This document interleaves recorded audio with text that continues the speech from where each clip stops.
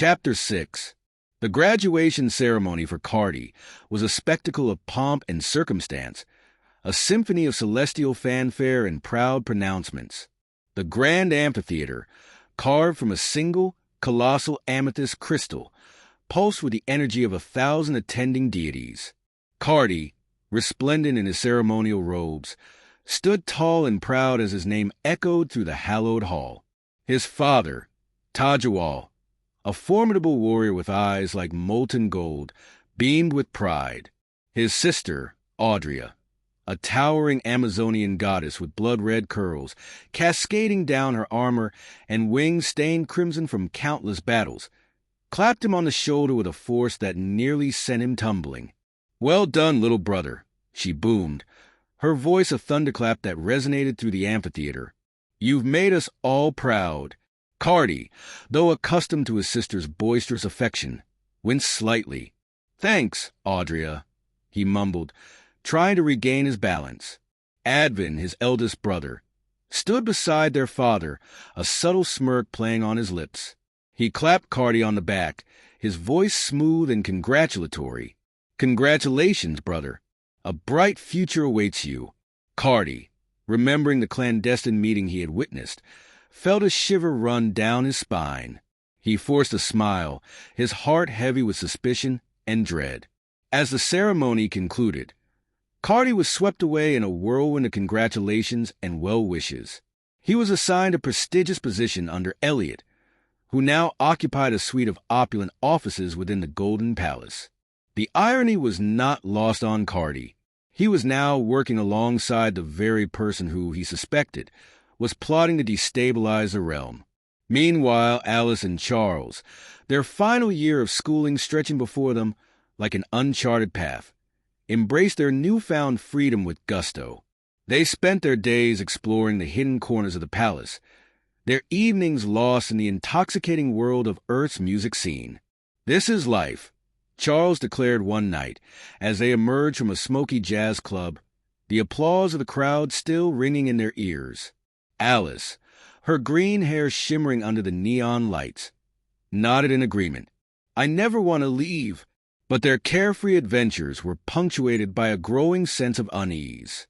Alice, plagued by vivid dreams of Elliot, found herself caught in a web of confusion and desire. "He's in my dreams, Charles," she confessed one morning, her voice trembling. "Elliot, he touches me, kisses me. It's so real." Charles, his protective instincts flaring, felt a surge of anger. "He's using magic on you, Alice," he growled. "Compulsion magic. He's trying to control you." Alice, her eyes wide with fear, nodded. "I know. It feels wrong, but I can't seem to stop it." Together, they crafted a powerful cleansing spell, weaving their magic into a protective ward around Alice's dormitory. The dream subsided, but the lingering feeling of violation remained, a dark stain on her innocence. As the weeks passed, Charles became increasingly disillusioned with palace life. He witnessed the casual cruelty of the celestial elite, the blatant disregard for the suffering of those less fortunate. He spent more and more time on Earth, immersing himself in the struggles of mortals, fighting for justice and equality. "I can't stand idly by while the world burns, Alice," he declared one evening, his voice filled with a passionate intensity.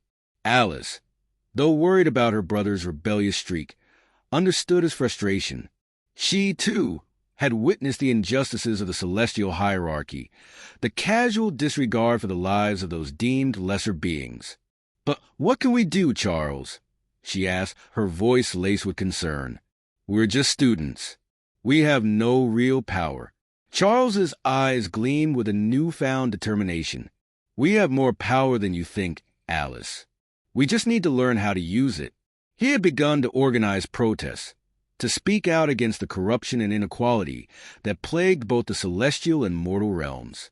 He challenged the status quo, his voice a beacon of hope for those who had been silenced for too long.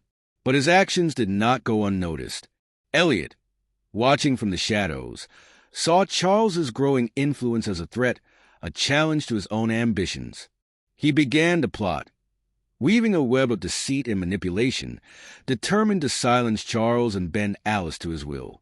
One evening, as Charles returned to the palace after a particularly rousing protest on Earth, he felt a chilling presence behind him.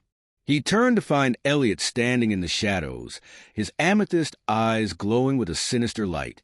"You're playing a dangerous game, Charles," Elliot hissed, his voice laced with a venomous threat.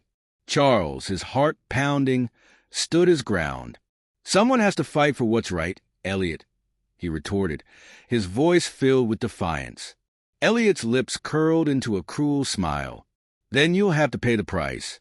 He lunged, his hand outstretched, a bolt of dark energy crackling between his fingers. Charles braced himself for the impact, but the attack never came. A figure, cloaked in shadows, stepped between them, deflecting Elliot's attack with a flick of their wrist. "Leave him be, Elliot," a voice commanded, cold and sharp as shattered ice. Elliot, his face contorted with rage, stepped back. "You dare interfere?" he snarled.